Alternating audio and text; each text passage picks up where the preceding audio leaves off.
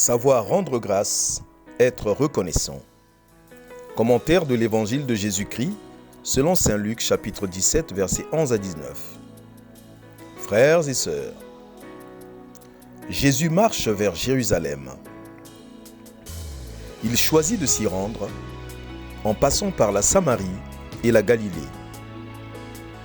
Cet itinéraire explique qu'il y ait un Samaritain parmi les 10 lépreux qui viennent à sa rencontre en vue de leur guérison. Jésus ne les écarte pas de son chemin.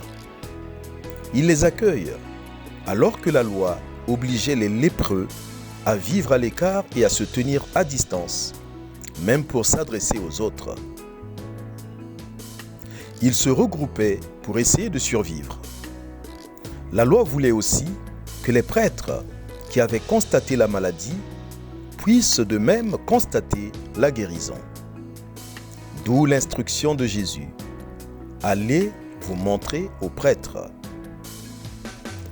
Curieusement, tous obéissent. Ils se mettent en route pour exécuter cet ordre avant même d'être guéris. Curieux, parce que, comme nous l'avons dit, on se rend chez les prêtres pour faire constater la guérison. Mais nos lépreux s'exécutent sans ce constat préalable. Ils croient donc au pouvoir qu'a Jésus de faire des miracles. Chemin faisant, les 10 constatent leur guérison. Cependant, seul le Samaritain revient sur ses pas pour exprimer sa reconnaissance. Il reconnaît l'action de Dieu en sa faveur. Il a su voir que Dieu agit en Jésus.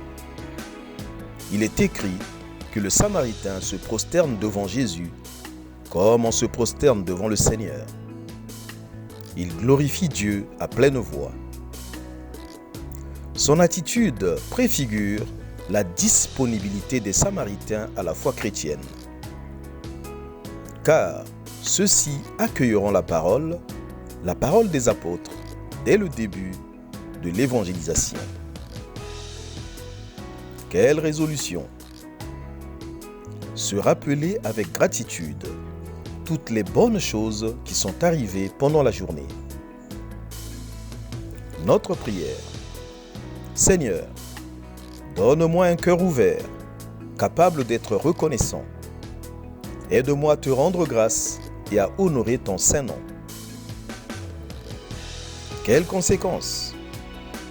Prendre le temps d'être reconnaissant et de m'adresser à Dieu me permet de recevoir une bénédiction plus profonde en attendant sa réponse. La gratitude graisse les roues de la vie.